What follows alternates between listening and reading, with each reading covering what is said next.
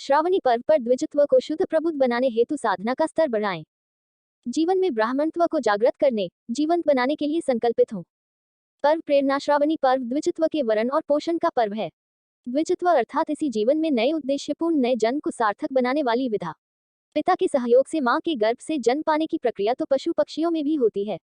ये शरीर को जन्म देने का क्रम है। शरीर के अंदर जो ईश्वर अंश जीव अविनाशी स्थित रहता है, उसे इतना जागृत, जीवंत, विकसित किया जाए कि काया के सारे क्रियाकलापों में उसी की झलक उभरने लगे। पशु प्रवृत्तियों से संचालित काया दिव्य प्रेरणाओं से संचालित होने लगे तो इस परिवर्तन को नए जीवन, नए जन्म की संज्ञा दी जाती है। नया जन्म। जैसे माता पिता के संतुलित सहयोग से काया जनती है, वैसे ही गुरु कृपा और शिष्य के समर्पण के संयोग से साधक द्विज बनता है। बीज प्रकृति के प्रति समर्पण दिखाता है। प्रकृति के प्रवाह में अपना अस्तित्व मिलाने गिलाने के लिए तैयार होता है, तो प्रकृति की कृपा अपना प्रभाव दिखाने लगती है। छोटे से बीज से एक नए वृक्ष का जन्म होता है, जो ढेरों फलों और बीजों को पैदा करने में समर्थ होता है।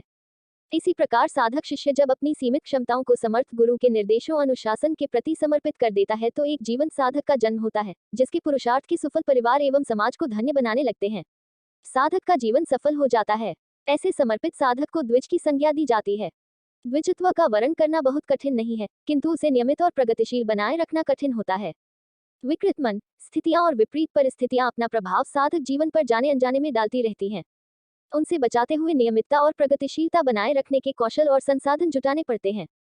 बीज के अंकुरण के साथ खरपतवार भी पनपने लगते हैं, जो अंकुर के विकास में लगने वाली पोषक शक्ति का अपहरण कर लेते हैं, विकास को बाधित कर देते हैं।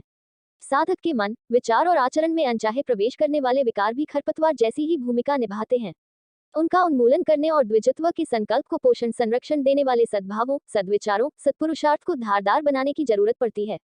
शिखा और यज्ञोपवीत जैसे गरिमा में प्रतीक इसी प्रक्रिया को नियमित, प्रगतिशील बनाए रखने के लिए धारण किए जाते हैं। श्रावणी पर्व साधक के जीवन में उक्त दोनों अनिवार्य प्रक्रियाओं को प्रखर जीवंत बनाने का संदेश और शक्ति प्रवाह लेकर आता है। इस पर्व पर द्विजत्व की दिशा में बढ़ने के लिए किए गए संकल्पों, अपनाए गए अनुशासनों के निर्वाह में जो भूलें हुई हों, उनको चिन्हित करके, तदनुसार प्रायश्चित करके, भविष्य में उच्चतर सोपानों पर कदम बढ़ाने के संकल्प करने चाहिए। प्रकृति द्वारा प्रदत्त ऋषि अनुकंपा से प्राप्त इस सुअवसर का अच्छे से अच्छा उपयोग करना चाहिए। सुनिश्चित तैयारी करें। इस सुअवसर का लाभ उठाना है तो केवल पर्व के दिन ही कुछ कर लेने से बात नहीं बनती। कोई महत्वपूर्ण अवसर आने वाला है तो उसका लाभ उठाने के लिए काफी पहले से तैयारी की जाती है।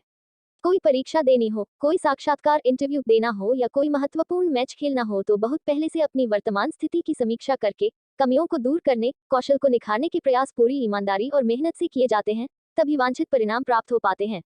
श्रावणी पर्व का समुचित लाभ उठाने के लिए इसी प्रकार तैयारी करने की मानसिकता बनानी चाहिए।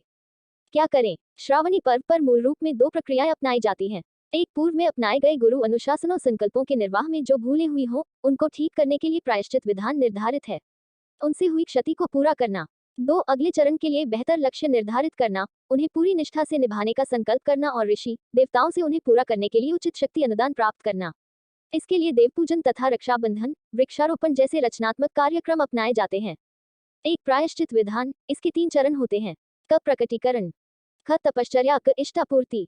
क, प्रकटीकरण। गहन आत्म समीक्षा करके दोषों को रेखांकित करना तथा उन्हें खुले हृदय से गुरुसत्ता के सामने प्रकट कर देना, उन्हें आगे न दोहराने का वचन देना। इसे ईसाइयों में कन्फेशन तथा इस्लाम में तौबा करना कहते हैं। जब तक हृदय से दोषों को स्वीकार न किया जाए, तब तक उनके शोधन के अपने प्रयास भी सफल नहीं हो पाते तथा गुरुसत्ता देवशक्तियों के विशेष अनुग्रह भी नहीं मिलते। इसके लिए पूर्व तैयारी में आत्मसमीक्षा द्वारा आत्मशोधन के लक्ष्य निश्चित कर लेने चाहिए। ख, तपश्चर्या। जिन छिपी हुई हीन चित्तवृत्तियों एवं आदतों के कारण वह चुके हुई हैं, उनको निकाल फेंकने के लिए, उनकी पूरक श्रेष्ठ वृत्तियों को जागृत करने और तदनुसार नए विवेकपूर्ण अभ्यास करने के कठोर प्रयास ही तपश्चर्या बन जाते हैं।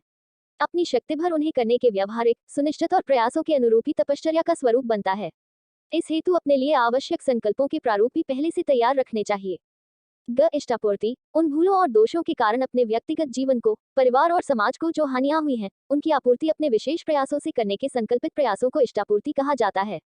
उक्त तीनों चरण जिस ईमानदारी से उठाए और गिनाए जाते हैं, उसी अनुपात में ऋषि देवताओं के अनुग्रह भी साधक के साथ जुड़ जाते हैं।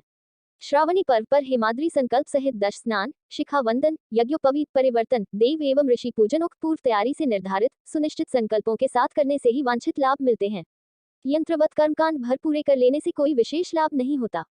अस्तु, पर्व के उक्त जीवंत अनुशासनों को पूरा करते हुए श्रावणी पर्व मनाने की अंतरंग एवं बहिरंग व्यवस्था बनाई जानी चाहिए। द्विजत्व से देवत्व ब्राह्मणत्व की ओर। द्विजत्व का संस्कार अपने भावों, विचारों और कर्मों को पाश्विक संकीर्णता से ऊपर उठाकर आत्मा की महत्ता के अनुरूप विकसित करने के संकल्प के साथ कोई भी ले सकता है। देव संस्कृति की मान्यता है कि जन्म से तो सभी शूद्र केवल श्रम की क्षमता संपन्न होते हैं, संस्कार से वे द्विज बन जाते हैं। जन्म के आधार पर कथित क्षत्रिय यदि संकीर्णता में फंसा रहे तो उनका शौर्य राष्ट्र और दुर्बलों की रक्षा करने की जगह अहंकारपूर्ण उपद्रवों में लग जाता है।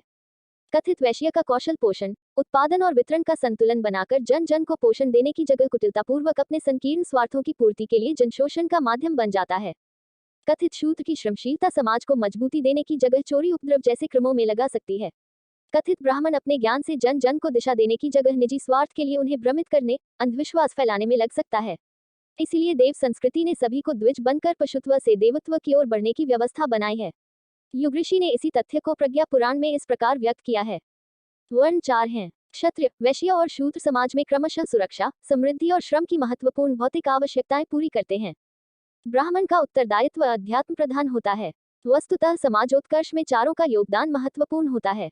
किसी को छोटा बड़ा या ऊंच नीच नहीं कहा जा सकता। समाज रूपी शरीर के सभी अंग सभी वर्ण स्वस्थ होने चाहिए। देव संस्कृति में मान्यता है कि जन्म से सभी शूद्र होते हैं, संस्कारों के द्वारा द्विज बनते हैं। सामान्य रूप से सभी वर्ण अपने निर्धारित कर्तव्य संभालते हैं, किंतु समाज और परिस्थितियों के विवेकपूर्ण संतुलन के लिए कोई भी व्यक्ति किसी वर्ण विशेष की क्षमताएं अपने अंदर विकसित करके उन दायित्वों को संभाल सकता है। चारों में से किसी एक वर्ग का पतन होने से समाज का संतुलन बिगड़ने लगता है। ब्राह्मण वर्ग को इस दिशा में सबसे अधिक सतर्क रहना होता है। उसका पतन होने से अन्य वर्गों का पतन भी होने लगता है। प्रज्ञो 4, 56, 64। सभी वर्गों के व्यक्तियों को अपने अंदर बीज रूप में विद्यमान देवत्व को जागृत विकसित करना चाहिए। सच्चे ब्राह्मण का मुख्य कर्तव्य यही रहा है कि वह सभी वर्णों वर्गों के व्यक्तियों को मनुष्य में देवत्व के विकास का क्रम अपनाने के लिए प्रेरित प्रशिक्षित करने का तंत्र बनाए रखे। यदि वह अपने कर्तव्य से गिर जाता है तो उपयुक्त प्रेरणा, प्रशिक्षण, सहयोग के अभाव में अन्य वर्ण भी पतनोन्मुख होने लगते हैं। समाज का संतुलन लड़खड़ाने लगता है। इसलिए ब्राह्मण कहलाने के लिए उसके आचरण भी ब्राह्मणत्वयुक्त होने चाहिए। प्रज्ञा पुराण में लिखा है, मनुष्य किसी कुल विशेष में जन्म लेने मात्र से ही ब्राह्मण नहीं बनता, उसके लिए उसे आचरणनिष्ठ भी होना पड़ता है। ब्रह्मकर्मरत वानप्रस्थ एवं सन्यासी भी ब्राह्मण संज्ञा में आते हैं। प्रज्ञो 4, 68, 69।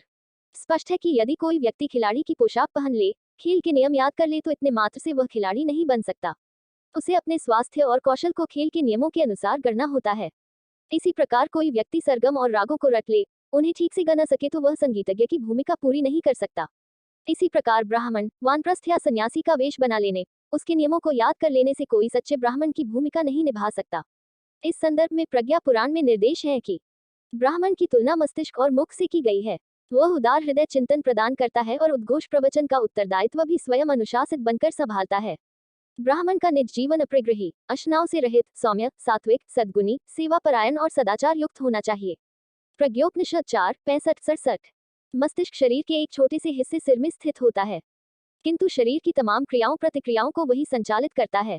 मस्तिष्क गड़बड़ा जाने पर व्यक्ति की काया ठीक होते हुए भी निष्क्रिय लकवाग्रस्त हो जाती है, शरीर की हरकतें पागलों जैसी हो जाती हैं। भोजन मुख में ही प्रवेश करता दिखता है, लेकिन उससे सारे शरीर को पोषण तथा क्रियात्मक ऊर्जा मिलती है। कोई व्यक्ति समाज में मस्तिष्क एवं मुख जैसी भूमिका तभी निभा सकता है जब उसमें उक्त गुण प्रचुर मात्रा में हों। धन्य बने धन्य बनाएं। द्विजत्व के साधक को अपने अंदर ब्राह्मणोचित गुणों प्रवृत्तियों के विकास के लिए संकल्पित प्रयास करने चाहिए। आजकल ऐसे सच्चे ब्राह्मणों की बहुत आवश्यकता है। प्रज्ञा पुराण ने इसे स्पष्ट करते हुए लिखा है, उदर पूर्ति के लिए आवश्यक शिक्षा प्राप्त करने हेतु विद्यार्थी और अभिभावक स्वयं ही दौड़ धूप करते रहते हैं। उसके लिए जानकारी भर बढ़ाने वाले वेतनभोगी अध्यापक भी अन्यान्य श्रमिकों की तरह हर जगह मिल जाते हैं। अभाव उनका रहता है जो अपने गुण कर्म स्वभाव का आदर्श प्रस्तुत करके जनसाधारण का विवेक जगा सके, उदात्त आचरण एवं परमार्थ परायणता सिखा सके। ये काम कर सकना हर किसी के वश का नहीं है। ये कार्य प्रायः ब्राह्मण ही कर पाते हैं। उन्हीं को पुरोहित के रूप में जनसाधारण का नेतृत्व करना पड़ता है। इस धर्म धारणा के लिए मात्र शिक्षण उद्बोधन ही पर्याप्त नहीं होता, वरन अभ्यास के लिए अनेकों रचनात्मक एवं सुधारात्मक आंदोलन भी खड़े करने पड़ते हैं।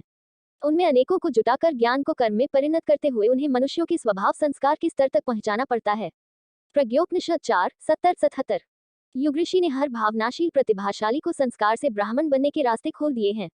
जन जन के बीच दुष्प्रवृत्ति उन्मूलन, सत्प्रवृत्ति संवर्धन के समर्थ सूत्र भी समझाए हैं तथा उसके लिए सेवा आराधना के रूप में रचनात्मक कार्यक्रमों के ताने बाने भी बुन दिए हैं। प्राणवान साधक उसके लिए प्रखर साधना करें, युग धर्म निभाएं, स्वयं भी धन्य बने तथा अन्यों को भी धन्य बनाएं।